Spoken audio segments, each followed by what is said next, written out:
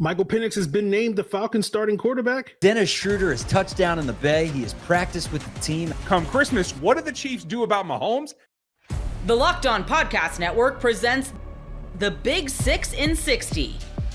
The 6 biggest national sports stories from the local experts of the Locked On Podcast Network.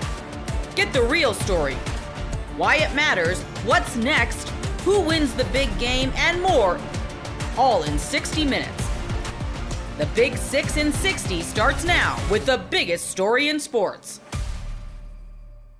The Oklahoma City Thunder fall to the Milwaukee Bucks in the NBA Cup Championship. You are Locked On Thunder, your daily Oklahoma City Thunder podcast. Part of the Locked On Podcast Network, your team every day. We're diving into the Oklahoma City Thunder falling to the Milwaukee Bucks 97-81 in the NBA Cup Championship, in a game in which the Thunder struggled mightily. Many sweeping overreactions and underreactions. We'll talk about where everything should level off at after this game. An important note off the top, this game, of course, does not count in the regular season standings. It does not count in the players' individual statistics. It does not count, period, except for the Bucks now being crowned the NBA Cup champions, and the Bucks players having more additional money than Oklahoma City players will get for winning the Cup. Now, with all that being said, this game has already and will continue to cause a stir both locally and nationally. Locally meaning like every Thunder fan around the world seemingly is hyperfixated on this game and kind of the reactions to it. And then nationally, this was a showcase game for the Thunder where they get a few and far between national TV game and a game in which the entire NBA world is watching. The only game in town, and they did not play to their standard in this game. However, that does not mean that it's an indictment on this Thunder's roster, or it has to come with sweeping generalizations. It also doesn't mean you can just kind of push it under the rug. And so we're always going to try to find the middle ground, and that's where we're going to start today. First and foremost, before you get into the weeds of things, which we will, as we do on this show, like we go into the weeds, we go deep down into the roots, not just surface level at Locked On Thunder. But the first and foremost thing is you're not going to win games.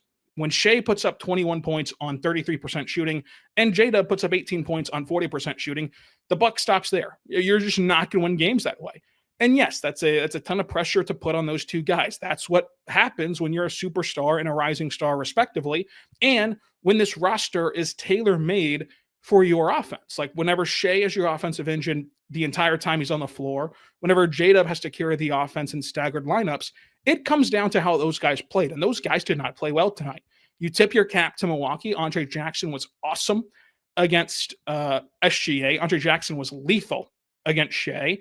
And the Bucks, as we mentioned on both pods this week, Monday and Tuesday, when we previewed this game, the recipe for success, what was it?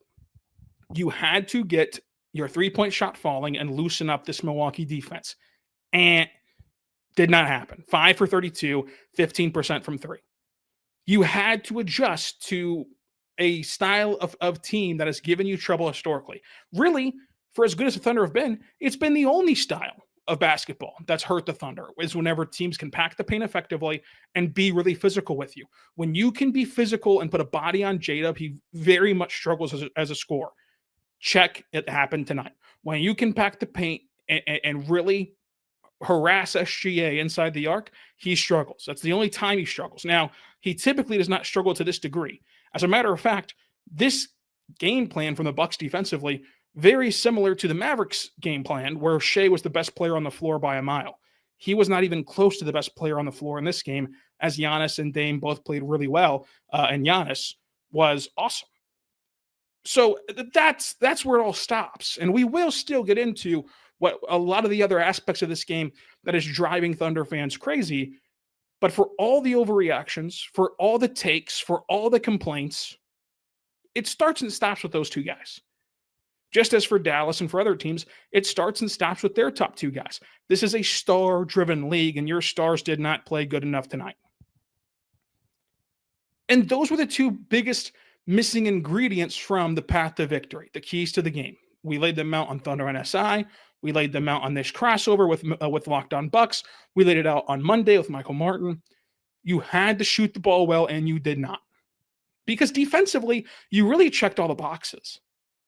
Yes, AJ Green shook loose for 3 for 5, and he hit timely shots.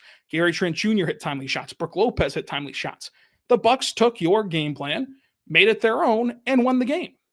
Because Giannis is a walking 32 and 14 guy. Tonight, he had 26 points and 19 rebounds and 10 assists with 2 steals and 3 blocks. Like, you held Giannis under 30 points. And he had some clean looks, and he shot 52% from the floor. Guess what? That's life playing Giannis. Like, Giannis is never going to play a game in which he does not overpower you at times and just will himself to open shots. Dame went 5 for 10 from 3. He put in 23 points overall, and you held Milwaukee to 97 points. This is the first time all year that the Thunder have lost a game in which their opponent did not crack 100 points. Now, that stat still remains intact for Thursday because this game does not count against those records, but it still is saying you did everything on that end of the floor and nothing, respectively, offensively. 2 of your worst scoring quarters of the season came in the third and fourth quarter. When you went to halftime, you were down by 1. It was a big win for this team to only be down by 1 point for as porous as they shot. And then they ran off the floor. It was a non-competitive game in the second half because you did not get what you needed to get from your top 2 guys. We're going to give Isaiah Hartenstein a ton of love on this show. When he's arguably your best player, when that's even a debate that he's your best player on the floor, you're not going to win games against anyone, much less a Milwaukee Bucks team that's very capable. Like, they're a top 3 team in the East. Of any team not named Boston, it's either them or Cleveland with the second best chance out East. And you can pick apart Cleveland with their small guards and how you think that translates to the playoffs. But nonetheless, that's what it is. And the Thunder, I think, still benefited from playing in this game. It doesn't count in the standings. It creates a 3 games in 4 nights with a back-to-back. I promise you, if the NBA Cup didn't exist and they didn't play this 83rd game, you would still play 3 games in 4 nights right now. Because that's the nature of playing a back-to-back. When you schedule an Orlando and Miami back-to-back, you're going to play 3 games in 4 nights. And so the NBA kind of held off on scheduling a weekend game in case they were going to be in the NBA Cup game. So now you get 2 days off on the back end of this back-to-back instead of just 1, or vice versa. Now you play 1 game on the front end instead of none. It still helps the Thunder out to play this extra game because you got to see it again in a live atmosphere where both teams really wanted to win. You got to see your kryptonite on display. And these teams that can get really physical on the outside and effectively pack the paint, not just do it to do it, not just put bodies down there, but effectively deter you at the rim, where the Thunder had to throw their hands up at times and not even go to the rim. The teams that can do that, like Dallas, like Milwaukee, are the teams that will directly give every iteration of this Thunder team with 2 go-to scorers who do it from inside the arc fits until they learn how to handle more physical matchups. And so when those 2 guys are not hitting to their standards, and frankly not hitting at all, and as a team you shot 5 for 32 from 3, bingo, that's your loss, and there's no real need to further it. And I think that the fear factor is, well, you just saw a whole playoff series against Dallas where this was their MO, and this is what kind of held them up. And not much look changed against Milwaukee in this game, the highest stakes game you've played since that Dallas series last summer. It's important to note that this team is still a young team. And I get it. 90% of the audience just rolled their eyes right now at that statement. I understand it. Because I've been telling you, and everyone else has been telling you, that this is the youngest team in the NBA for a half decade. And it doesn't make any sense. But it's still a fact. Like, factually speaking, the Thunder are still the youngest team in the NBA. And to quantify that and not just give you their age, go look up Dame and Giannis's basketball reference page, click on their career playoff logs, and see that they've played in twice as many big games as any single person on this Thunder team has played. That's a team that knows how to win, that's been in big spots before, and was able to execute their game plan. So I don't think it's an indictment on the Thunder. I don't think it's something where, they're going to struggle in May because of what happened here, right? But it is another opportunity for you to see how this version of OKC deals with the same problems that it had a year ago. And there's the other kicker. let's not forget that to get here, you had to beat Houston and Dallas, two teams who are Dallas, who everyone going into that game said that they had your number, and some still believe that they have your number because PJ did not play in that game. And then Houston, who's the second best defense in the NBA and was capable of muddying up the game defensively and hurting your offense, and you still won that game pretty convincingly down the stretch with a third quarter run of your own. It's just that third quarter run never came. Gametime has a new feature called Gametime Picks that makes getting tickets for your favorite live events even easier. Gametime Picks filters out the fluff to show you only the incredible deals on great seats, so you don't have to waste time searching through thousands of tickets. Curation makes it easier to save more on sports, concerts, comedy, theater, and more near you. You can take the guesswork out of buying tickets with Gametime. Download the Gametime app, create an account, and use code LOCKEDON for $20 off your first purchase. Terms apply. Again, create an account and redeem code LOCKEDON for $20 off. Download Gametime today. What time is it? Gametime. Michael Penix has been named the Falcons starting quarterback. You are Locked On Falcons, your daily Atlanta Falcons podcast. You know, we talked about how Raheem gave a tepid endorsement of Kirk Cousins on Monday night after the Raiders win. Falcons stopped their 4-game losing streak. Then Raheem did a presser on Tuesday and wasn't ready to name Kirk the official starter this week. And he was like, we'll figure it out. And, and I had a Locked On Falcons insider hit me up after seeing that and basically saying or they said it after the Monday night game, not necessarily after the Tuesday game, but basically was like, that's very similar to what Arthur Smith sounded like the week before he benched Desmond Ridder the first time back in 2023 before a Vikings game.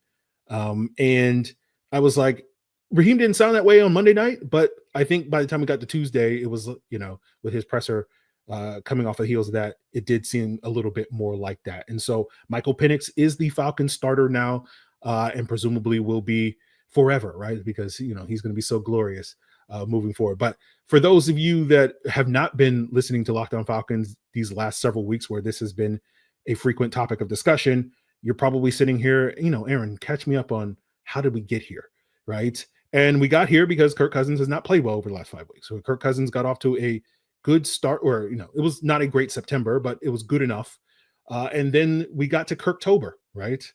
And we had a lot of fun with Kirktober with how well Kirk Cousins played, had 2 very good games against the Tampa Bay Buccaneers, had a couple of other solid games mixed in there, had a good game against the Dallas Cowboys to begin the month of November. And we're like, oh, we're in Kirksimber.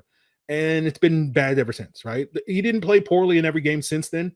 Like, I thought he had some good moments in the Saints game. It's just overall the Falcons, he didn't throw a touchdown in that game. He threw an interception in that game. And that started what became the narrative over the next 4 weeks. That became sort of the defining narrative talking about Kirk Cousins, was he had 0 touchdowns, over the next 4 weeks with the Saints, the Broncos, the Chargers coming out of the bye week, and then against the Vikings. And he had 8 interceptions across those games, including 4 against the Chargers. And that was the worst performance. There was progress, in my opinion, despite the stat line not looking pretty with 0 touchdowns and 2 interceptions in that Vikings game. I thought Kirk had 5 to 7 really good throws in that game and looked a lot more like the Kirk we saw in October in that Vikings game, despite the 2 interceptions that were, egregious errors in that game. And then you saw against the Raiders, not a great performance in the first half, but he broke the non-touchdown streak. Had a nice throw on a 30-yard touchdown to Drake London in the first quarter on the second drive of the Falcons game.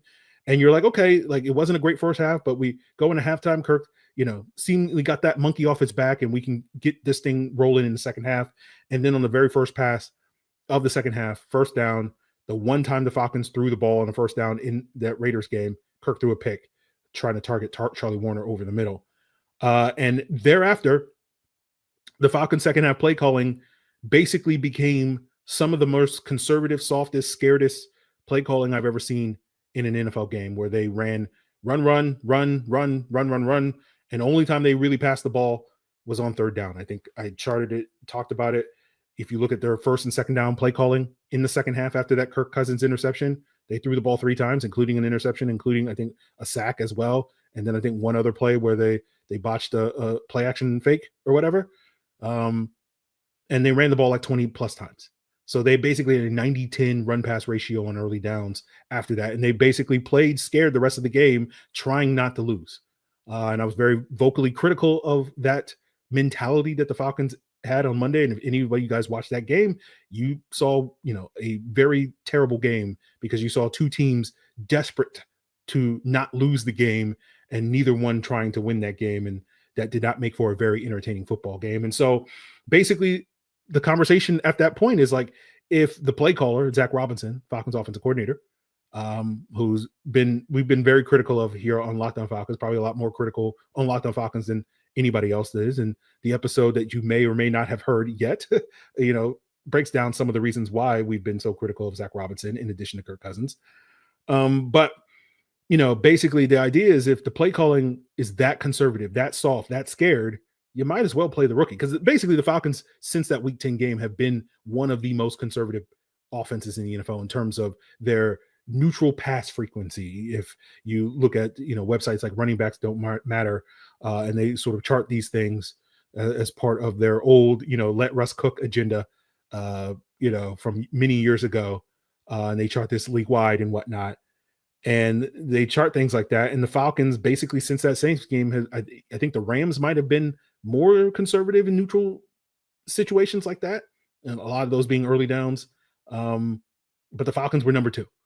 And so you saw this Falcon team scale back their offense in a major way these last couple of weeks as their solve for Kirk Cousins.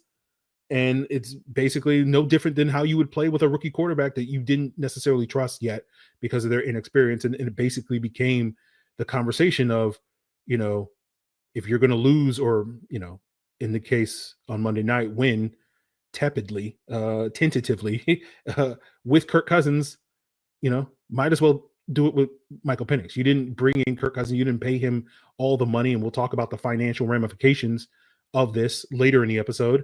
But you didn't pay him all this money to basically play like you had a rookie quarterback, to play like you had a third string quarterback coming off the practice squad with only 2 days of practice that doesn't know the offense, and you just basically run the most basic version of your offense. That's not why Kirk Cousins was brought in here. And so with the Falcons basically being in that predicament, they made the move at this moment to start the clock on Michael Penix, right? And we'll talk about sort of what the Falcons' initial plans were with Michael Penix when they drafted him 8th overall, controversial draft selection, but took him top 10. It's unprecedented, unorthodox move for the Falcons. I did a podcast the day before the draft saying there is no way the Falcons are going to do this because no team has ever done this, right? The Jordan Love comparison was always made where, the Packers did this twice with Aaron Rodgers drafting him in the first round when they had Brett Favre. The Packers doing it again with Jordan Love when they had Aaron Rodgers. But, the big difference was that was a late first round pick. Right. It's a very different taking a flyer on a quarterback at 25 or wherever they pick those guys versus taking them at 8.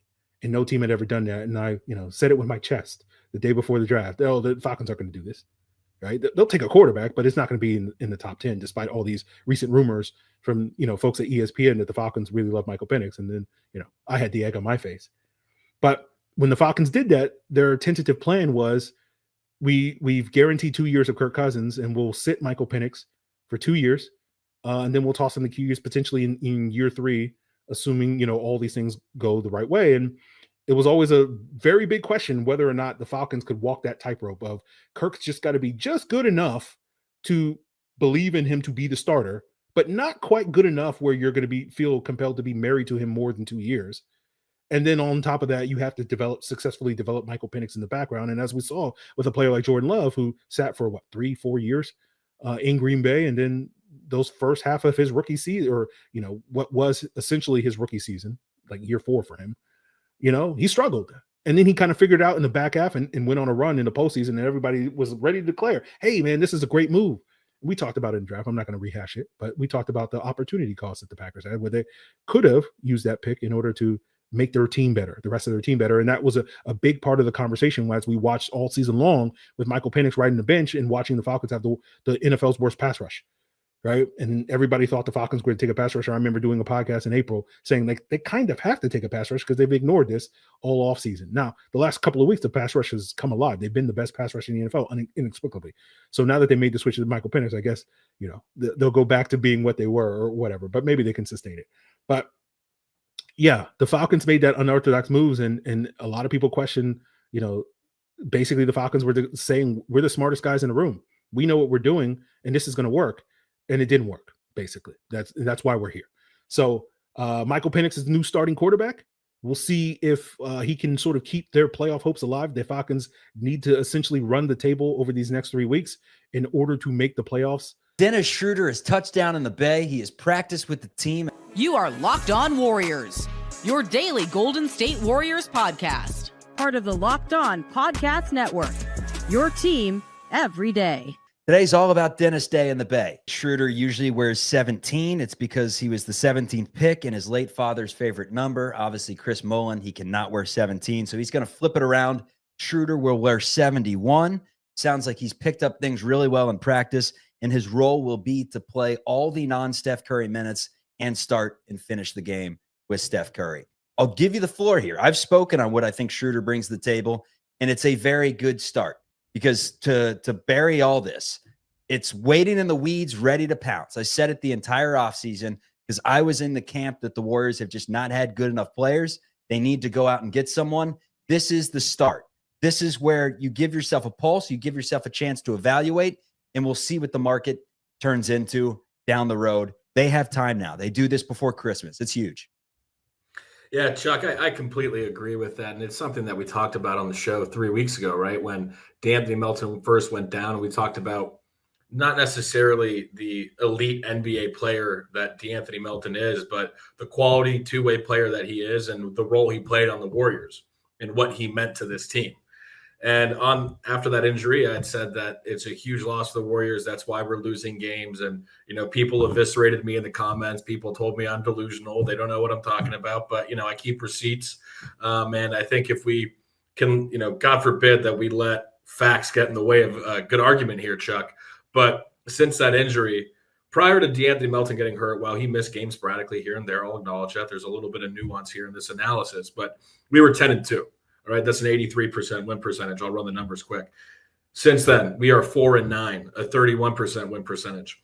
I'm not necessarily saying or implying that correlation implies causation, or I shouldn't jump to say that. But I think we can easily correlate the fact that ever since we lost our starting shooting guard in D'Anthony Melton, that the Warriors' quality of play and consistency of play and style of play has really taken a hit. And we've seen instances of when the team, going back to what, I've harped on this a lot. I feel like a broken record to a degree, but about that identity. And there were instances where we were able to demonstrate that, right? Like when we beat Minnesota and we saw the Warriors take them down. I mean, that's a tough team. It's one of the better teams in the West, regardless of whether or not they're 14-11. They're still figuring things out. But there are times when we were able to get back to a brand of basketball that was winning the Warriors games at those first 12 games of the year. But losing Melton really created a huge hole in the lineup. And like we talked about previously of the fundamental construction of the roster, then you're naturally going to start Podziemski. But now the indication of bringing in Schroder is exactly what we talked about previously, the fact that they're doing that to fill that gap that was created when Melton was injured. And so what Schroder brings is the ability to create his own shot, to get to the hoop. We've talked about this too, you and I, and as well with Carrie on the airwaves. It's a matter of looking at archetypal players and not necessarily an individual, precise look of something, like a Zach LaVine specifically or Jimmy Butler specifically, but a type of player that can create their own shot, that can get to the hoop, that can knock down jumpers, that can do that independently. And that's something that I think Schroder brings to the team. We've seen our fourth quarter scoring has been a challenge as of late for the Warriors. And so I think bringing him in gives us that ability. Like you talked about just now, the pesky defender, I think a way to say that as well is he's just competitive. He competes. Dennis doesn't care if he's rotating on a switch and there's a 7-footer there. He's going to play physical and he's going to do what he can to disrupt the play. And so I think on both ends, you're getting a veteran presence. You're getting a guy who wants to get out there and compete, that wants to play on both ends of the floor. And that provides the Warriors something that the team lost with the injury to Melton, is that player who can create off the bounce, can shoot the three, can create for others. We look at the numbers, it's all there. Don't let facts get in the way of a good argument. I think it's a perfect signing, or a perfect trade, I should say, and a great way to replace what we lost when Melton went down. You add another player to the mix, and this was a team that was running 12 deep at points. And I haven't looked at all the rotations over the last couple of weeks, but it naturally has been reduced. Obviously, Melton, Moses Moody's missed a couple of games. We haven't seen as much Kyle Anderson as I would have liked, man. Let's weave that in for 2 seconds before we get back into this entire argument, because Kyle Anderson, I think he's really good, and I think he should be seeing more 20-plus minute nights than he has been. Why do you think he hasn't? I think it's, again, when you think about the way the roster is constructed right now, without having another guy out there that can really create his own shot or command. Do you think this helps Anderson maybe? I think it helps Anderson. I think we're going to see more of Kyle now, because that enables you to, when you take Steph off the floor, but then you have Schroder out there who can create his own shot, it enables you to play with someone like a Kyle Anderson. It wouldn't surprise me if we even see some Kyle and Draymond minutes at the same time, mix in with Steph, Schroder, then throw in a Wiggins or a Kuminga there, because you have two shooters. You can have a little bit of spacing. And Draymond this year too, I mean, again, he's shooting the three ball well. I mean, he in that Mavs game, he made 5 out of 9, I think it was, right? And so he's shooting the ball, and he's still not going to command, the attention of a defense in the way that these other players do. But he can still he's proven his ability to knock it down at a high clip, dating back to last season when he managed to stay on the floor. And so, I think we're going to see some more Kyle. I think just having another player that can really create off the bounce creates more opportunity for a player like Kyle to contribute in a meaningful way. So who do we see less of? Because the rotation was obviously thick in general. Lindy Waters is now back into the mix. You go 4 or 5 games without seeing Lindy, and it's like, there he goes. He can still play basketball. He's good. Pat Spencer gets his minutes here and there. I know we haven't seen it as much lately. You would have to assume that at some point, although it sounds like Moses Moody's doubtful for Thursday's game against Memphis, he is going to be back on this team, or at least back in the lineup in full uniform playing. I thought naturally it kind of pushes Brandon Bachemski, who's struggled a little bit, probably hasn't earned the minutes he's been playing this season. I mean, I don't think he's been as bad as some people. Get rid of him, cut his ass. He's terrible. I don't think he's been that bad. I don't think he's been someone, though, that deserves 31 minutes a game, which he has seen multiple times during this losing streak. I would think that, Schroder kind of replaces a lot of those minutes. However, it sounds like Steve Kerr is going to push Brandon Bachemski into the shooting guard position. It wasn't fair to put him, as a facilitator, and he plays better off ball, to which a lot of people on Warriors Reddit says he plays better off court. So, I mean, touche to that one there. But how does this mix things up? Because once again, we got the maestro, Steve Kerr, pulling the strings. Not an easy job to do. You now have a rotation, to me, that I think can be shortened with Schroder. I mean, that's what this allows you to do. It allows you to give Schroder 30 minutes and quit going with 18, 20, 22 minutes a night. 5 different players doing that. Definitely. I mean, I think we're going to see Schroder chew up a lot of minutes. I think, I mean, Pat Spencer, he's a fun story. What an awesome, commitment to the game and an ability to make your way to the NBA after playing lacrosse in college. But I mean, ultimately, Pat Spencer's a two-way player for a reason, right? And so I think we're going to see a lot less of Pat Spencer in the future.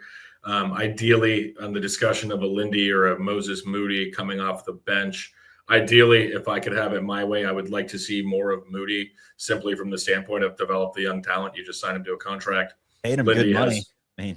Yeah, might as well put him out there, right? Let him. I'd rather see Moses take up the minutes than Lindy. But then with regards to Podziemski, I mean, Schroeder's definitely going to chew into his minutes. And I think that's a very good thing. And I think and the reason why I say that isn't just because Pods has been underperforming. I think the expectations, it alleviates pressure. Exactly. And it allows him to play more within his role and more, kind of allowing him to do what I think he's better at. And, we talked about this earlier this season, but kind of being the glue guy, because if anyone denies, okay, who's the first guy to hit the deck? It's Pods on any play. If anyone denies who's the guy that dives into the sands and, makes those crazy plays where he saves the ball and gives us an extra possession. He does those little things, right? And, those things are tough to quantify.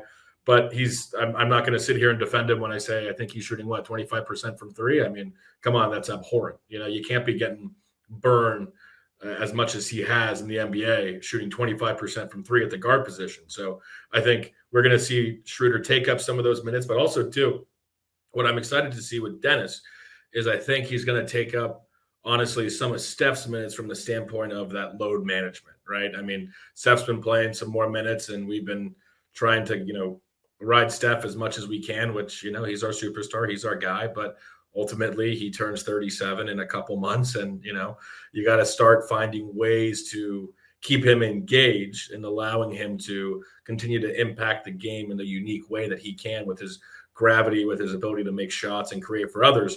But having Dennis allows you to have someone that can, you can kind of have out there and create some offense for himself and others, and giving Steph extended periods to catch his breath, and hopefully we don't have to play him deep into the mid-30s frequently, right? Occasionally you're going to have to, but hopefully you don't have to do that a lot. Get ready to tackle the NFL action with FanDuel, America's number one sportsbook, because right now new customers can bet $5 and get $150 in bonus bets if you win. The FanDuel Sportsbook app gives you everything you need to place live bets on the NFL all in one place. So when you get a hunch in the middle of the game, you can check out the latest stats, a few live play-by-play, and so much more on the same page where you place your bets. Just visit FanDuel.com to join today. You'll get started with $150 in bonus bets if you win your first $5 bet. And you can look at some early NFL lines. The Vikings are headed to the Pacific Northwest to face the Seahawks. FanDuel likes the Vikes by 3.5 points on the road. That's FanDuel.com. Never waste a hunch and make every moment more with FanDuel, an official sportsbook partner of the NFL. I honestly, with the reports, didn't think that this was going to happen this week, or at least not on Tuesday. I figured maybe we'd have a few more days until this happened, but here we are. Cody Bellinger is a Yankee. Yeah, I thought we were going to see this in the new year, so incredible that it happened now. Just to go over the full trade, it is official. 29-year-old outfielder / first baseman Cody Bellinger goes to the Yankees for right-handed reliever Cody Poteet. The Cubs are also eating $5 million of the salary in 2025. If the opt-out is taken in, I guess, and Bellinger is a Yankee in 2026, which, I mean, he might be a Yankee, but he will definitely opt out. That deal the Cubs will leave $5 million the next year also. Wow. So they really, I mean, I don't get it from a Cub perspective. I'm sure, people are discussing it. I don't understand it at all from a Cub perspective, but good on the Yankees for pivoting after Juan Soto. They've done, I mean, it can't be understated how tremendous of a job they've done. Yeah. This is what we needed them to do. This is what we hoped they would do.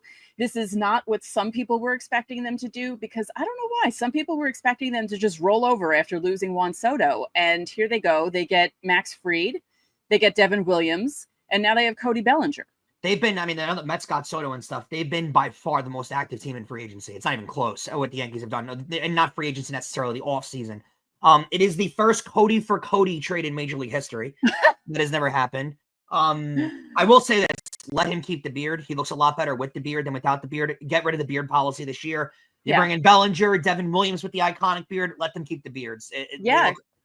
This is the time to do it. You're trading for a lot of guys with beards. Let them keep the beards. Yeah, even Max Fried has facial hair too. Yeah. Like, just let him have it. Devin Williams hasn't shaved in 6 years. Don't make him shave his face. I completely nearly agree. 2025. That beard policy is from the 70s. George Steinbrenner has been dead for nearly 15 years now. Let's just make the beard policy die. Completely agree. Bellinger last year played in 130 games. He has a really good track record of playing throughout most of the year. I know health is usually a concern with Yankee fans, so you guys will be relieved to know that. He last year finished with 18 homers, 78 RBIs with a 266 batting average, 325 on base. 2023 was the notable year with the Cubs. He had 26 homers, 97 RBIs, hit 307 with a 325 on base. So on base, not much of a difference between his on base and his average. He is a lot more of an average kind of hitter. I do anticipate with a lefty power bat, those numbers to go up in Yankee Stadium. Chicago, Wrigley Field particularly, is not an easy ballpark to hit in as a lefty by any means. So it's a tough part to hit it as a power hitter regardless. So I think his numbers probably will go up at least power wise. Bellinger is a 2019 NL MVP. He also won the 2017 National League Rookie of the Year. Aaron Judge obviously won the American League Rookie of the Year that year. So about the same age, a little younger than Aaron Judge, but the same career trajectory, came up around the same time. He plays first base and the outfield. I wonder what the Yankees do with him, where they wind up hitting him. I wonder, not in the lineup particularly, but also if he winds up being a first baseman primarily or an outfielder. I don't think they're going to split him. And the Cubs did it the last 2 years where they would split his outfield and his first base time. I think last year he had about 60 games in first base, and he had about another 100 games in about another 90 or 80 games in the outfield. I would think I prefer first base, but I really wonder where they wind up going with this. I would think it's first base. I would think, because you have other people who can play the outfield. They don't have a starting center fielder right now. Right. So, I mean, right. A starting cal. I mean, Trent Grisham can play, but Cody Bellinger is obviously a way better player. I wonder what it is. Because, I mean, do you have that? If you go acquire Christian Walker for an affordable deal, then you put Bellinger out in the outfield. It's not a crazy deal either. You know, and then you could put Bellinger at first base for a game or two, and then add that game with Grisham in the outfield. Yeah. I wonder I think they're going to search.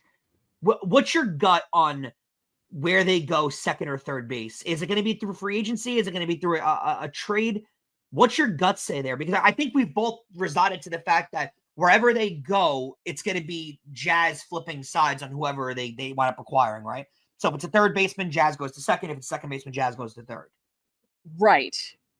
Yeah, I'm really not sure how they're going to do this, but I'm liking they're making these moves because, as I said at the top, a lot of people were just giving up on them, and it seemed very silly for people to give up on them after losing Juan Soto because the offseason really didn't begin until then, and I don't know why people just thought the Yankees would capitulate and just let everything go. Like, I just thought that was really strange. So I like these moves. I'm interested to see how they fill the gaps that they still have, because they do have a number of holes there that they need to fill. But so far, this isn't a bad offseason. So a little bit of a correction. All things considered. A little bit of a correction before. The Cubs are eating $2.5 million per year. It would be $5 million if they did. So it's $5 million total if the opt-in is taken. Also, this is from reports, which I think is crazy.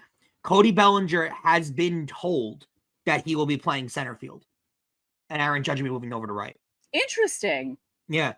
So someone's on their first base radar. Maybe it is. I don't know. Maybe it's Christian Walker. Maybe they're after him, and they really see. There is a plentiful first base market.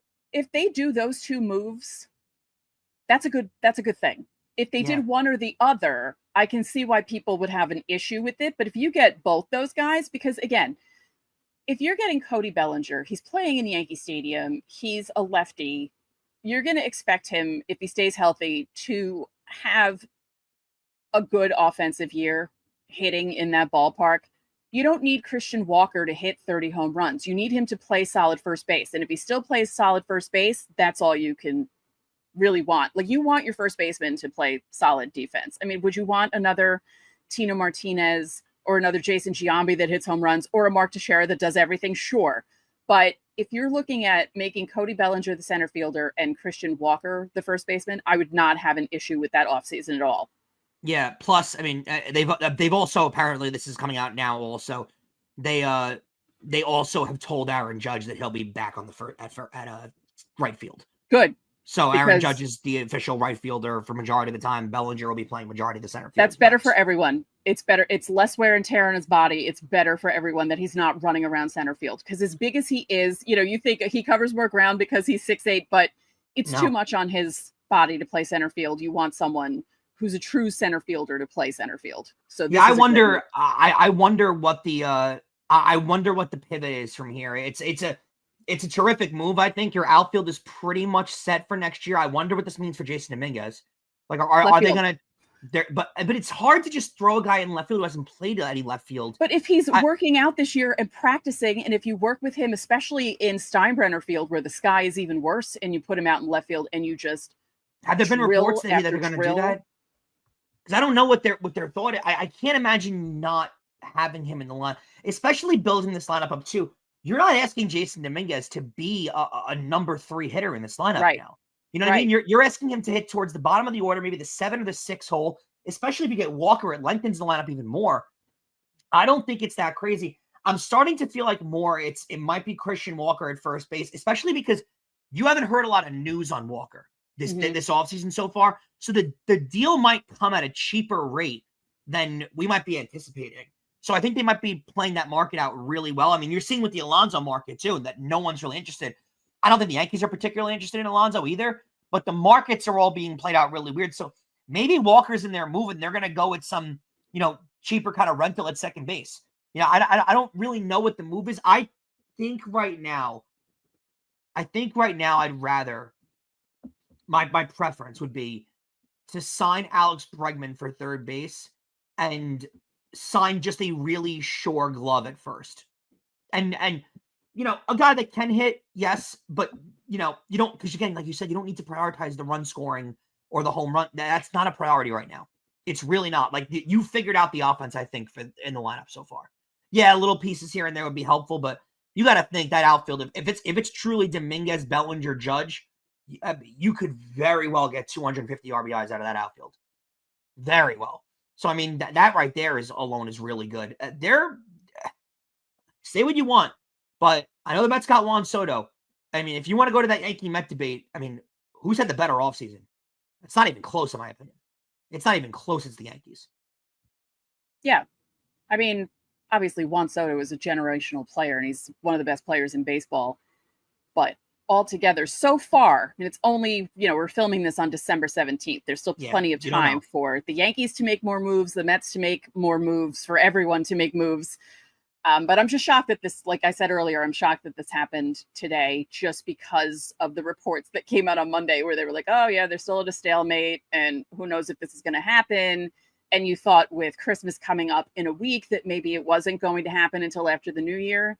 And they finally officially announced Max Fried, as in they put up the Instagram video with his highlights, because I know that there was someone on FAN, I can't remember the host's name, but on Monday he was freaking out thinking, why haven't they announced this yet? What is going on? Something is wrong. And then the Yankees came out on Tuesday morning and officially announced that, yes, Max Fried is a Yankee. Everyone calm down. But, just background to that, a lot of that happens because it is the off season. Yeah, they have to complete, like there's a union, there's a players union. They have to complete a full physical with the Yankees doctors and everything.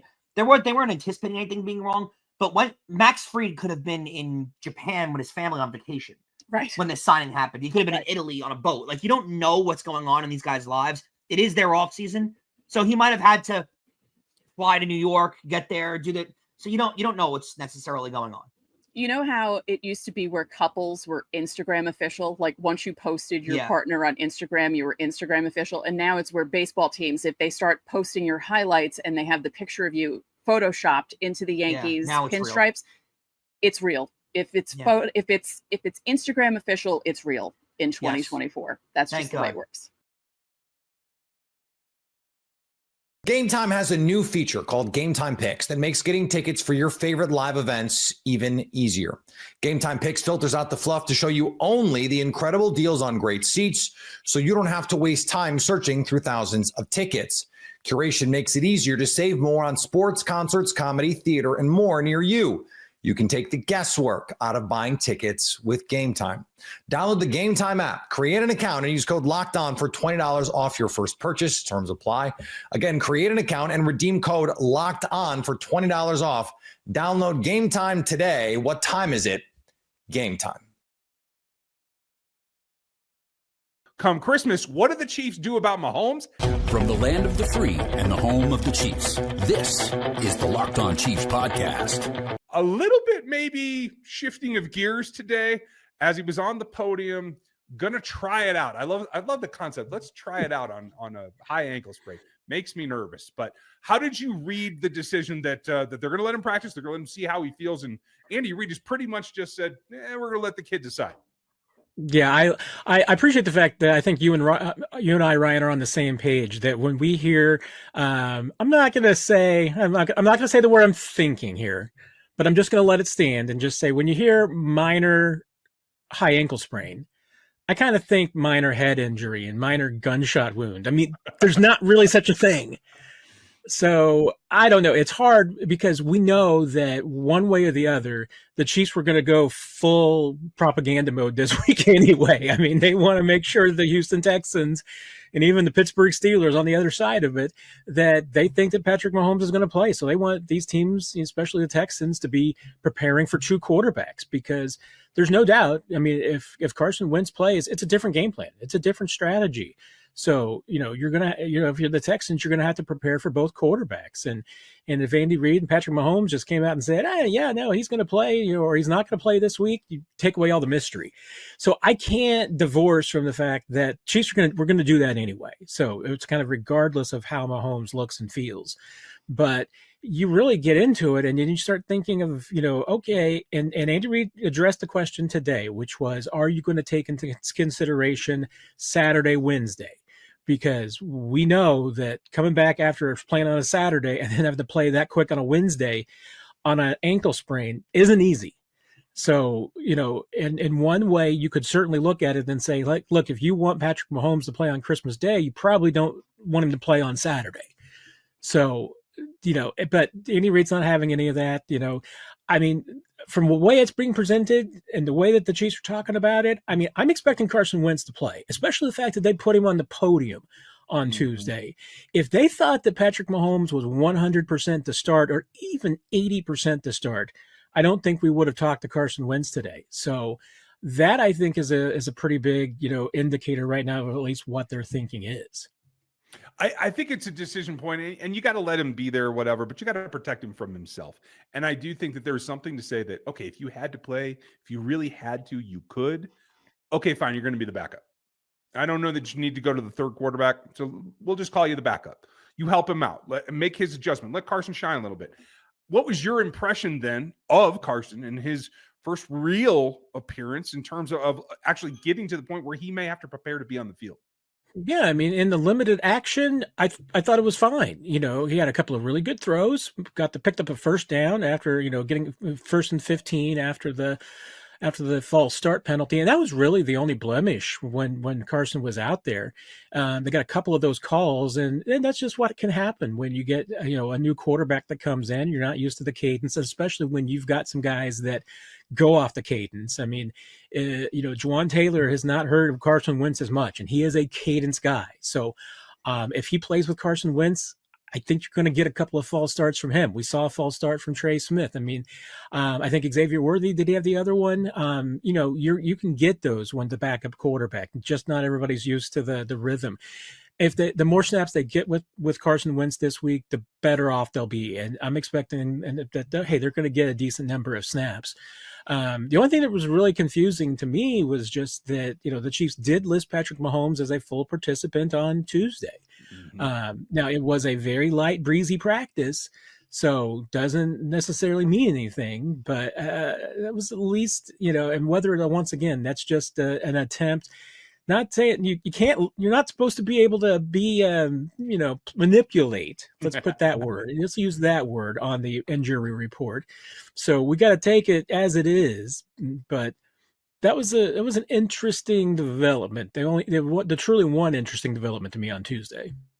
I agree with you there. There were a couple others. We're going to talk about them in a minute, but just with the impression of Carson today and what you think. I agree with you. I would be cautious and I would play Carson. With what he said today and what that you need to accomplish, what does change for you? How do you approach playing Carson over Mahomes against the Texans? Well, I mean, if you got to go with his strengths. I mean, and that's the one thing. I mean, the Chiefs in the past they've had some times that they've had quarterbacks that obviously don't have Mahomes' skill set. But, they didn't feel like they had to change the game plan a whole lot. I mean, I think you do have to change the game plan a little bit more with Carson Wentz, because they are really two different styles of quarterbacks. Carson, I think, is a lot more comfortable under center. Play action is a much bigger, tool in his bag than it is for Mahomes, especially from under center.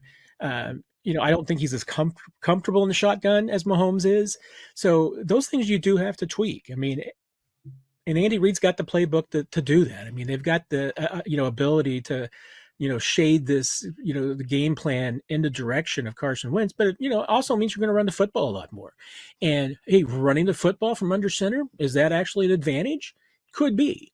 Here's the crazy thing, Ryan. I honestly, I wouldn't be surprised that if Carson Wentz plays, he has a good day, because it's going to be kind of something that the other defenses haven't seen. They're not used to, but Carson Wentz is, his goal is, I think, going to be to just play as simple game manager as he can. And if that means handing off the football, it means taking his drop and delivering the ball on time and on schedule. He's not going to do any crazy, dancing around, moving around the pocket, trying to escape, anything of that nature. He's going to either throw the ball or he's going to throw it away. That's what's going to happen if the pressure comes. So, to me, that's one thing that the Chiefs have just been missing. You feel like, and Mahomes even alluded to it on Tuesday when he admitted that he made a mistake, trying to take that deep ball to Justin Watson instead of taking the, short, shallow cross to Xavier Worthy, because that probably would have gone for a huge gain. So that's the thing, is that I think there's a chance that Carson Wentz could play and have a really good game. Get ready to tackle the NFL action with FanDuel, America's #1 sportsbook, because right now new customers can bet $5 and get $150 in bonus bets if you win. The FanDuel Sportsbook app gives you everything you need to place live bets on the NFL all in one place. So when you get a hunch in the middle of the game, you can check out the latest stats, view live play-by-play, and so much more on the same page where you place your bets. Just visit FanDuel.com to join today. You'll get started with $150 in bonus bets if you win your first $5 bet. And you can look at some early NFL lines. The Vikings are headed to the Pacific Northwest to face the Seahawks. FanDuel likes the Vikes by 3.5 points on the road. That's FanDuel.com. Never waste a hunch and make every moment more with FanDuel, an official sportsbook partner of the NFL. You are Locked On Balls, your daily podcast on the Tennessee Volunteers. Josh Ward, it is, it was a couple weeks off, but it's game week once again. Hopefully, this is not the last football game week we'll have this year. It's going to be a tough one, obviously, but Tennessee, Ohio State, it is finally here. Well, just a couple days away, but thoughts this week? How are the vibes on the radio station over at WNML?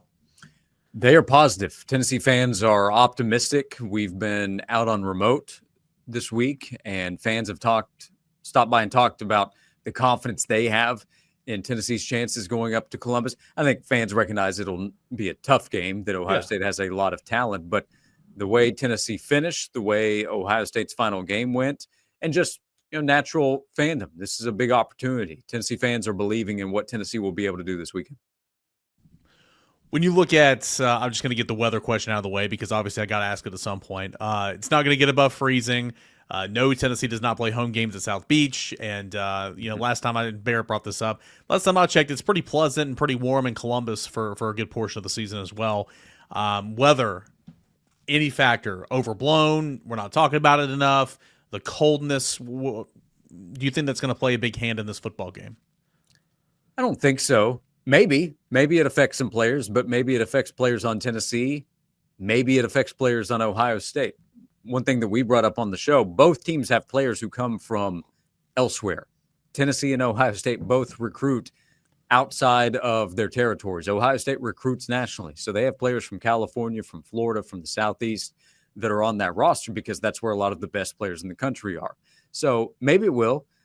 I know that Nico's from California. I don't think he came to Knoxville with a ton of cold weather experience. So again, maybe it will. I think that's too big of a talking point for some. If you want to bring up Tennessee on the road, just in general, Tennessee on the road at night, yeah, that's a real talking point. The cold weather, I don't think that's a big deal. Individual matchups, or maybe not specifically individual, but maybe position group on position group. What are some of the bigger matchups in this game that you're going to be watching for? Well, what Tennessee's defense does up front against Ohio State. Ohio State has talent on the offensive line, but they're missing some of that talent. They're at center and on at the tackle position. On the offensive line for Ohio State, how do they protect the quarterback? Can they get the running game going? They did not against Michigan. Now, Michigan on the interior has big-time defensive line play. Mason Graham's one of the best in the country. Tennessee has a lot of talent and a lot of depth, what we've talked about all season long with what Tennessee can do. So that's the matchup I'm probably most interested in. You can go both sides of the ball. Tennessee's offensive line against Ohio State's talented defensive front because they need to protect Nico. They need to run the football. I have confidence that Dylan Sampson will be able to find success on the ground. But elsewhere, I would say what Tennessee's secondary does against this group of wide receivers that Ohio State has, they are talented. Jeremiah Smith is one of the top freshmen we've seen at really any position, but that position, he's all Big Ten to start out, close to 1,000 yards on the season, just a big-time playmaker. And they have 3 guys that are future NFL players, Carnell Tate, who Tennessee fans remember from recruiting, and then Ibuka, what he's able to do in his experience. That is a big matchup. Jermon McCoy, though, he is an all-SEC player himself at corner. So I'm maybe most interested in that. I think the conversation has to start up front with both lines of scrimmage. Josh Ward, Jermon McCoy hater, didn't even mention he's an All-American as well. So there's that. Yeah, well, you're right. I also didn't mention all the All-American status that you can find with Ohio State. So, look, Tennessee has a good roster and talent that can match up with Ohio State. Ohio State's more talented across the board.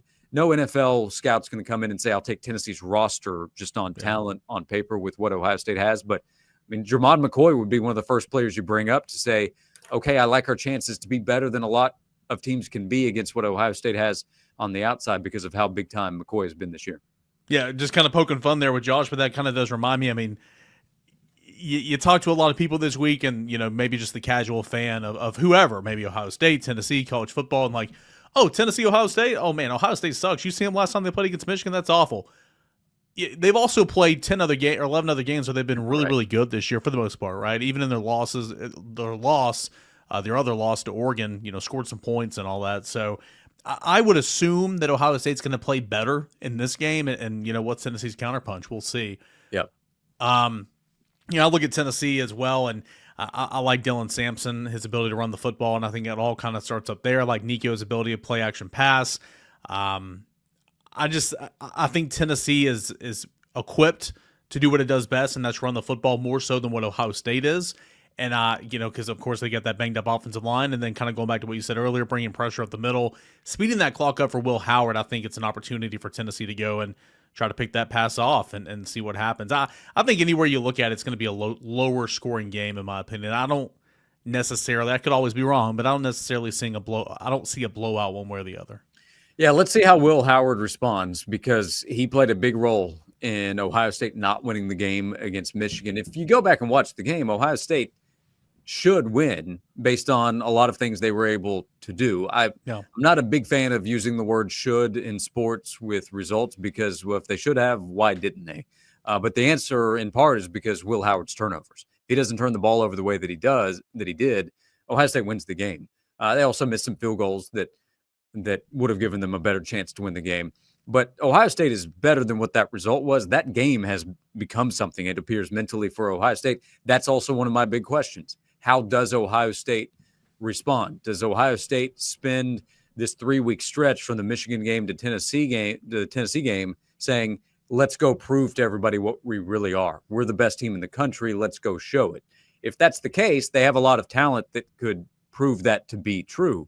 But if there is some kind of mental hang up that is carrying over, if Ohio State continues to make mistakes, if Will Howard turns the ball over again, and Tennessee should have all the confidence that it can force those kinds of mistakes, then Tennessee's going to have a really good chance to win this game on the road. Last thing, man, out the door, and please utilize this word I'm about to say in your answer. Tempo. Sure, you can only run tempo if you win early downs, if you move the sticks, because it means you're on the field.